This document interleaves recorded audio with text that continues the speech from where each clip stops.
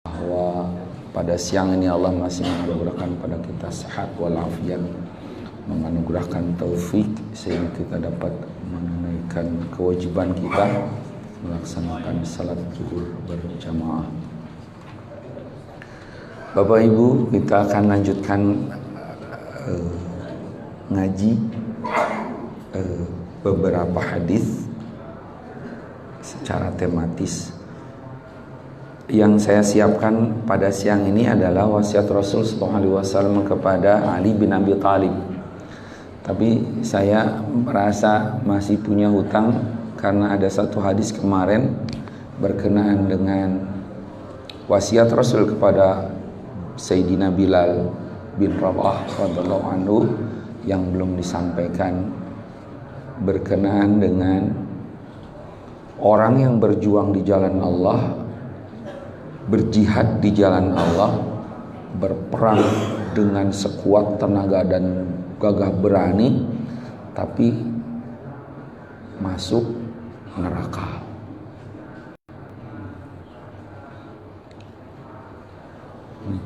Bismillahirrahmanirrahim.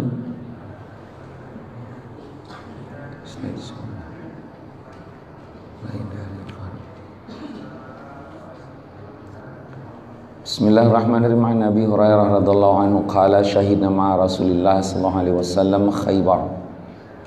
Faqala Rasulullah sallallahu alaihi wasallam li rajulin mimman ma'ahu yad'i al-Islam hadza min ahli nar. Diriwayatkan melalui Abu Hurairah radhiyallahu anhu, ia berkata, ketika kami sedang ikut dalam perang Khaybar bersama Rasulullah sallallahu alaihi wasallam, ada seorang yang mengaku Islam dan ikut berperang. Rasul bilang kepada orang ini, hadza min ahli nar, orang ini termasuk penduduk neraka.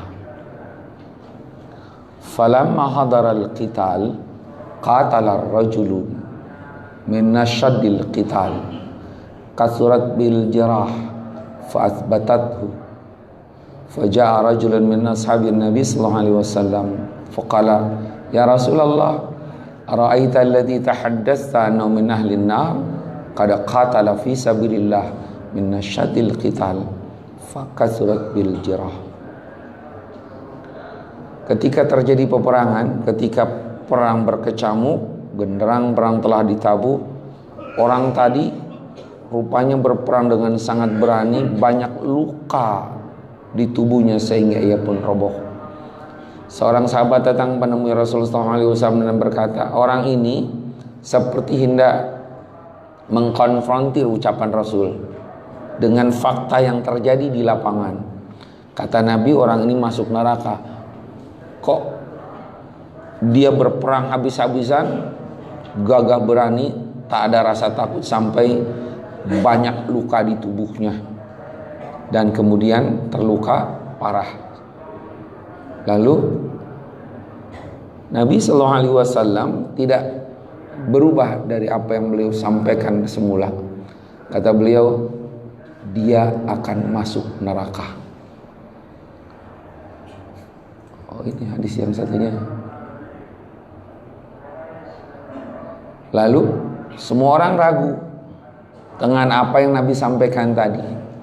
Nah, ketika dalam keraguan seperti itu, pria yang penuh luka tersebut menggerakkan tubuhnya dengan tangannya ke arah tempat ia menyimpan anak panah. Lalu ia ambil satu anak panah dan menusukkannya kepada tubuhnya. Ia bunuh diri karena tidak kuat menahan sakit yang luar biasa pada tubuhnya karena luka itu. Lalu ia pun bunuh diri. Melihat kenyataan ini, maka beberapa orang datang pada Rasulullah SAW menyampaikan apa yang terjadi.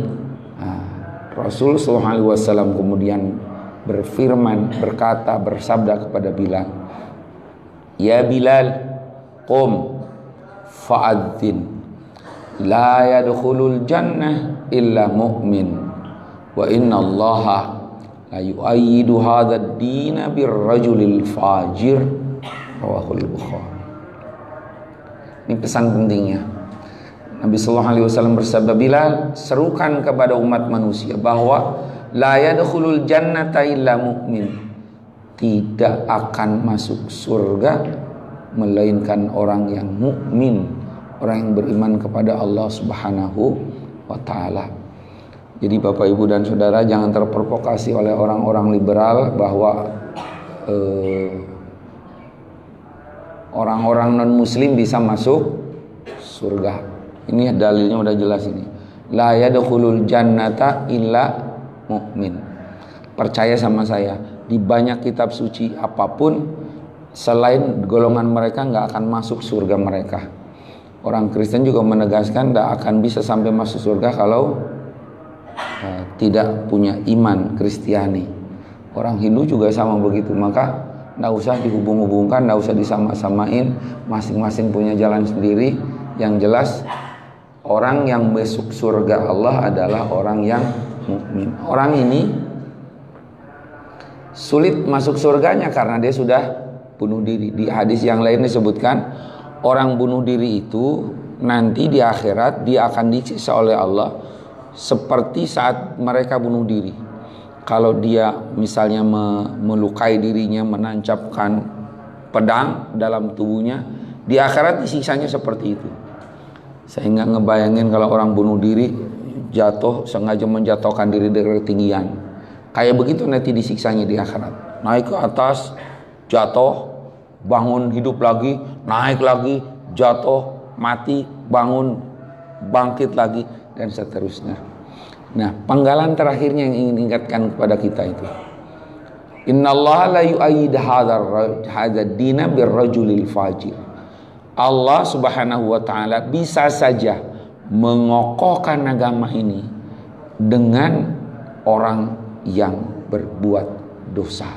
Seperti kasus tadi, orang ini bunuh diri, berarti dia fajir, berbuat dosa, tapi dia berperang luar biasa di jalan Allah dengan gagah dan berani.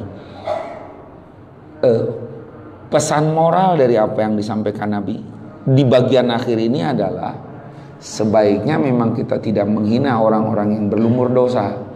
Mana tahu Allah pilih dia untuk mengokohkan agama kita.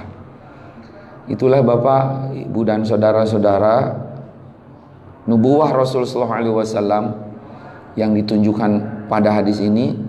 Nabi menyampaikan, meskipun banyak para sahabat ragu karena apa yang disampaikan oleh beliau di awal sungguh berbeda dengan fakta di lapangan. Orang yang disebut bakal masuk neraka kok kelihatannya sangat gagah berani dalam berperang sehingga banyak luka di tubuhnya. Tapi ternyata dia nggak kuat untuk menahan lukanya, menanggung derita karena luka, dan itu sebabnya dia mengambil langkah bunuh diri. Hadirin ma'asyiral muslimin yang dimuliakan Allah Subhanahu wa taala, perkenankan saya lanjutkan dengan topik yang kita sudah siapkan pada siang ini, yakni berkenaan dengan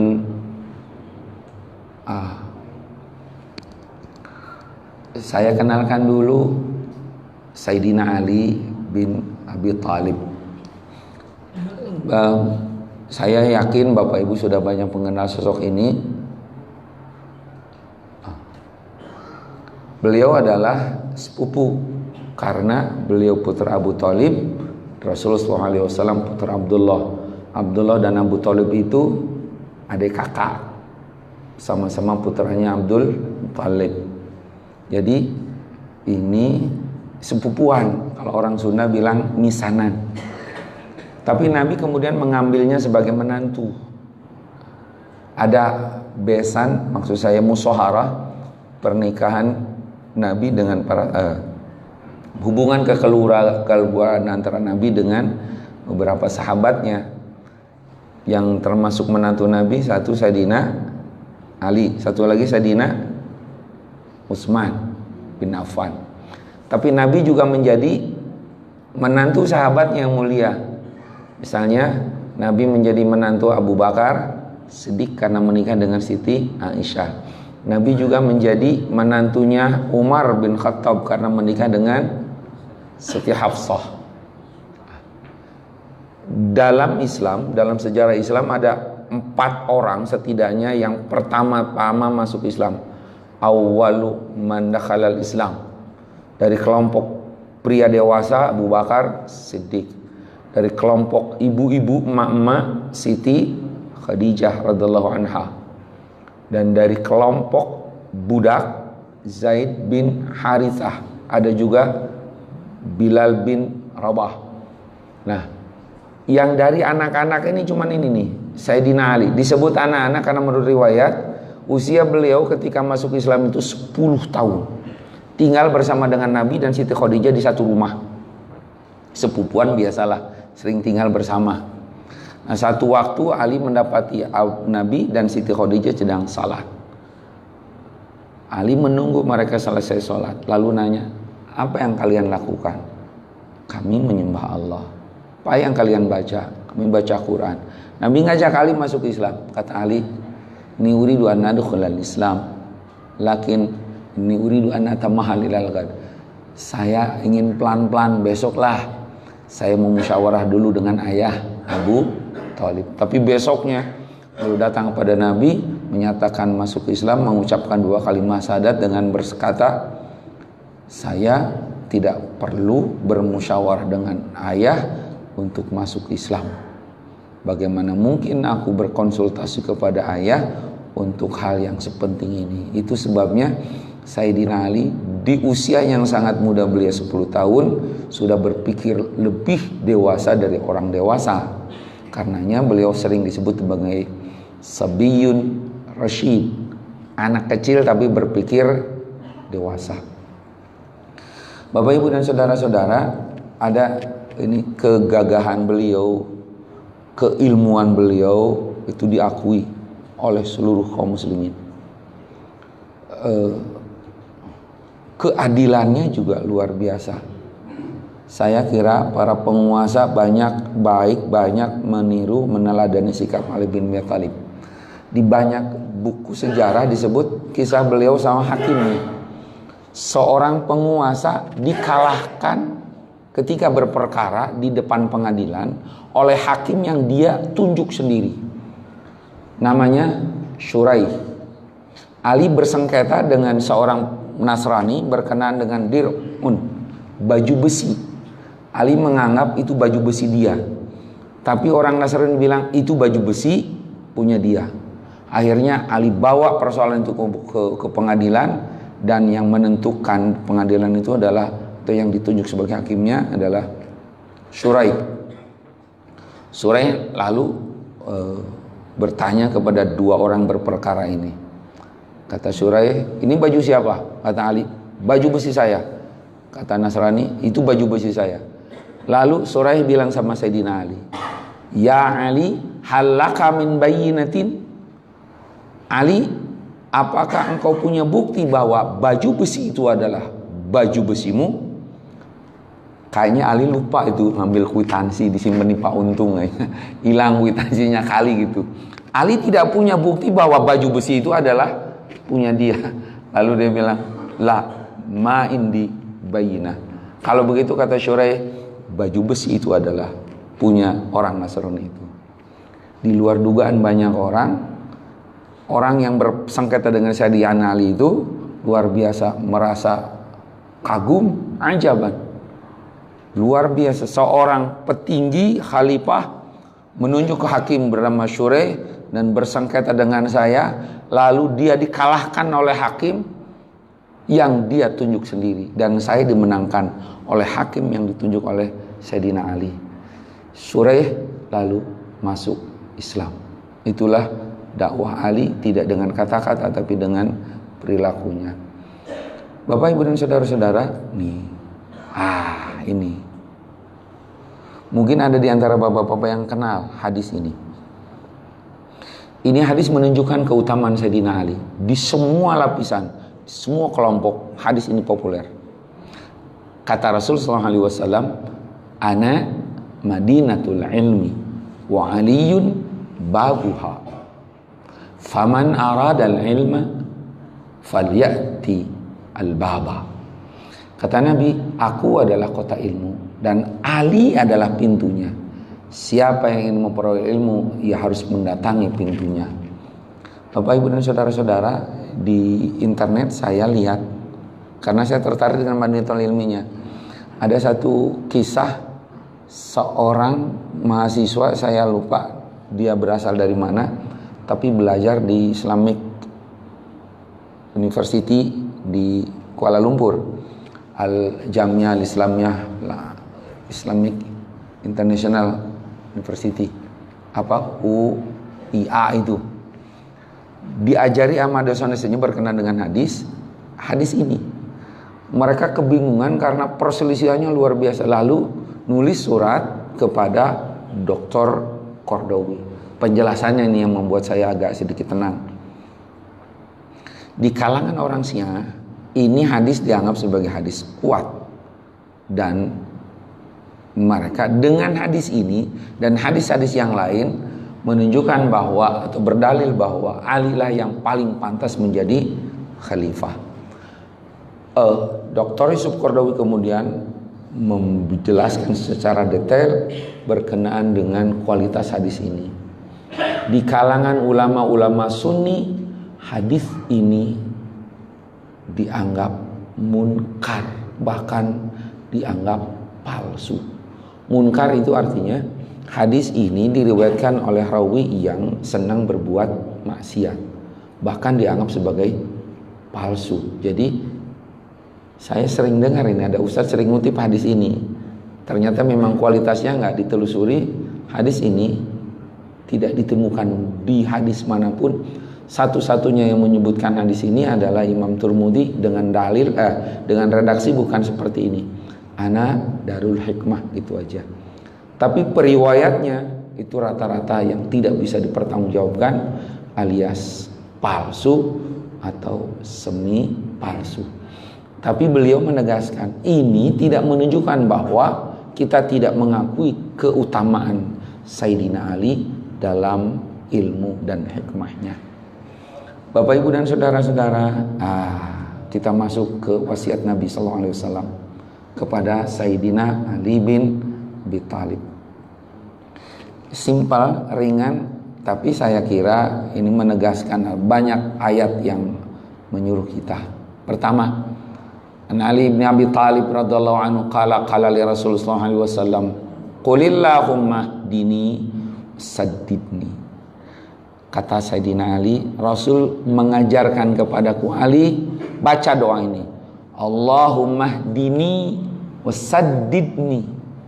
Ya Allah, beri aku petunjuk dan beri aku istiqamah. Wadhkur bil huda hidayataka tariq wassadad sahmi. Ketika engkau membacakan doa itu, harus terbetik dalam hatimu bahwa yang dimaksud petunjuk adalah, ya Allah, beri hamba petunjuk menuju jalanmu yang lurus. Ketika mengatakan Allahumma saddidni, beri aku istiqamah, artinya luruskan aku selalu seperti diluruskannya anak panah ketika hendak dipanahkan. Ini mohon petunjuk ke jalan yang lurus dan lurus seperti lurusnya anak panah ketika hendak dilesatkan dari busurnya. Bapak, Ibu, dan saudara-saudara, dalam satu hari, satu malam, kita diminta, disuruh oleh Allah dan Rasulnya untuk memohon petunjuk kepada Allah minimal berapa kali? 17 kali, yaitu dalam surat Al-Fatihah. Dalam duduk di antara sujud kita juga diajarkan Nabi untuk minta petunjuk dari Allah Subhanahu wa ta'ala. Menurut para ulama, petunjuk itu ada 4 macam. Nanti pertanyaannya, petunjuk mana yang kita minta? Pertama, hidayatul wijdan. Kalau bahasa Indonesianya ini petunjuk yang berupa insting. Petunjuk itu Allah anugerahkan pada kita untuk kebahagiaan hidup kita, kesuksesan kita, kesenangan kita, pokoknya keraharjaan, kesejahteraan. Yang kedua, hidayatul hawas. Ketiga, ini indera. Ketiga, hidayatul akal, petunjuk berupa akal. Keempat, hidayatul din, petunjuk berupa informasi keagamaan. Kelima, hidayatut taufik, yakni restu Allah agar kita selalu berada di jalan Allah yang benar. Agak sedikit panjang dikit. Nah, ini insting. Apa insting manusia? Cerik, nangis. Sangat penting kita dikasih anugerah oleh Allah berupa insting menangis. Sebab kalau kita tidak bisa menangis, habislah 1 minggu pun. Karena ketika kita lapar, nangis. Haus, nangis. Popok basah, nangis. Ngantuk, nangis. Dengan cara itu, orang tua kita apal apa yang dibutuhkan oleh kita. Di hewan, insting juga diberikan. Bahkan jauh lebih cepat daripada manusia. Ini gambar apa nih, Pak? Gajah. Jujur, setahu saya, kita tidak lebih mandiri dari gajah. Kita kalau lahir minimal emak kita membutuhkan paraji, bidan. Saya belum pernah dengar ada gajah yang jadi bidan. Tidak ada gajah yang jadi dokter SPOG. Gajah itu melahirkan sendirian. Dan begitu lahir anaknya itu, dibersihkan dengan belalainya, selang beberapa lama dia sudah bisa berjalan. Saya dengar ini bukan dilatih oleh emaknya. Emaknya nggak bisa ngelatih anaknya berjalan, bisa langsung jalan. Saya tahu anak kita bisa berjalan itu cuma melewati bisa sampai 6 bulanan. Yang kedua, hidayatul hawas, indera. Saya kira bukan seperti di Indonesia ada indera bakti, indera Brugman, indera macam-macam. Ini inderanya yang dimaksud. Ada lidah, ada hidung, ada telinga, ada kulit, ada mata. Indera-indera ini memfasilitasi kesenangan buat kita. Melihat ada mata, mencicipi ada lidah, mendengar ada telinga, mencium ada hidung, merasa ada kulit dan sebagainya. Semuanya katanya perintah oleh otak. Tapi indera-indera ini terbatas. Maka Allah kasih hidayah yang lebih baik lagi, yaitu akal. Keterbatasan ini menjadi tidak berarti karena akal kita. Yang kecil yang tak terlihat menjadi terlihat oleh apa ini? Stetoskop. Yang jauh tak terlihat sekarang bisa dilihat dengan teleskop. Bayi penasaran Bapak Ibu lihat cucunya, anaknya di dalam perut nggak kelihatan oleh mata kita, tapi bisa dilihat dengan ultrasonik ya, USG dan sebagainya. Tapi akal manusia seringkali dikuasai oleh hawa nafsu sehingga mestinya bisa mensejahterakan manusia, tapi malah mencelakakan manusia. Contohnya ini, bom atom, Nagasaki, Hiroshima, hancur kayak begini, untung bisa didandani lagi. Karena itu Allah beri petunjuk yang lain berupa agama. Maksudnya Al-Quran, Al-Hadis. Inilah petunjuk agama. Tapi belum tentu kita hidup senang bahagia kalau hanya dapat petunjuk yang keempat. Ada satu lagi petunjuk yang kita minta supaya kita hidup lempeng, lurus, bahagia, yakni hidayah yang merupakan hak prerogatif Allah, namanya taufik. Dengan restu Allah kita diberi restu untuk menunaikan perintah Allah, menjauhi larangannya. Maka kita bisa berangkat ke masjid, kita bisa memberi berbagi kepada sesama, kita bisa berpuasa dan sebagainya dan sebagainya. Ini kalau sadar seperti ini, minta diluruskan oleh Allah seperti anak panah. Saya kira belum pernah kita lihat kalau anak panah bengkok bisa dipanahkan gitu. Terus lempeng kayak begini. Atau seperti ibu-ibu ini memanah, tuh lurus. Itulah ketika kita minta kepada Allah, Allahumma saddidni. Bapak Ibu dan saudara-saudara, satu lagi. Hadis yang kedua, kata Rasul sallallahu alaihi wasallam kepada Ali, "Ya Ali, la tutbi'in nadrah an-nadrah, fa inna lakal ula wa laysat lakal akhirah." Kata beliau, kalau bapak-bapak sempat melihat bibir nenek-nenek ini nggak ada nafsu apa-apa, itu sodako. Tapi lama gitu kalau Pak Untung liatin, gitu, itu masuknya nggak sodako. Bahasa hadisnya itu fa inna lakal ula wa laysat lakal akhirah. Pandangan pertamanya sodako, tapi pandangan berikutnya adalah dosa. Saya naik Transjakarta terkantuk-kantuk sampai tiduran. Pas bangun di depan saya saking padatnya, wah itu gedung kembar. Maaf, jujur ya, kata kalau Pak Ustadz siapa yang pernah cerita di YouTube itu, kalau dilihat dosa, nggak dilihat barang bagus katanya gitu. Kalau pertama doang, Masya Allah itu sedekah. Tapi wah, kalau sudah wow gitu tuh, itu udah dosa itu. Kita wajib menutup aurat kita. Bapak Ibu dan saudara-saudara, terakhir ini bisa disimpulkan. Kata Rasul kepada Sayyidina Ali, ya Ali, la tuqi'al kalbi. Jangan engkau duduk dalam salat seperti duduknya anjing. Duduk dengan menempatkan tubuh kita di antara dua telapak kaki. Ini iqa, gambarannya kayak gini.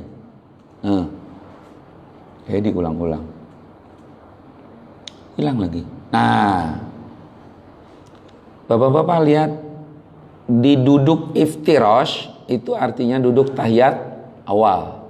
Yang benar, duduk iftirash, duduk tahiyat awal. Ada lagi duduk di tahiyat akhir, namanya tawarruk. Ini juga benar. Yang nggak benar adalah duduk iqa. Ini takut nggak jelas di situ, saya tunjukin. Tapi susah. Ini kayaknya bukan orang Islam ini, kayaknya orang Hindu yang pakai yoga gitu.